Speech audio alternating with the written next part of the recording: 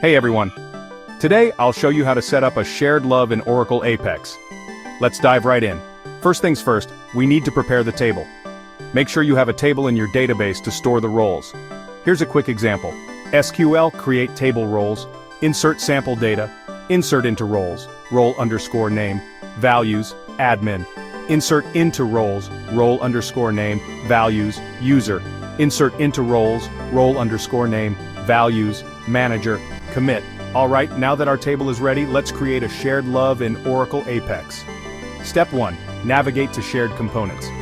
Open your APEX application and go to Shared Components, then List of Values. Step 2. Create a new LOV. Click Create and select from scratch. Give it a name like LOV_roles. Step 3. Define the LOV source. Choose SQL query as the source and enter the following query. SQL select role_name as display_value from roles order by role_name.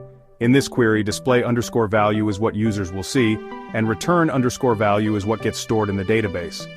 Click Create to save. Next, let's use this LOV in a page item. Step 4. Create a page item. Go to the page where you want to use the LOV and create a new item, like P2_role, of type select list. Step 5. Configure the select list. Set the type to select list. Under the List of Values section, choose Shared Component LOV and select LOV_roles. You can also set additional configurations like null display value with something like select role and a default value if needed. Save and run the page. Finally, let's test it. Run the application, navigate to the page with the select list, and verify that the roles appear as options. Selecting a role should return the corresponding role_ID. And that's it. You've successfully set up a shared LOV in Oracle APEX. Don't forget to like and subscribe for more tips and tutorials. Thanks for watching.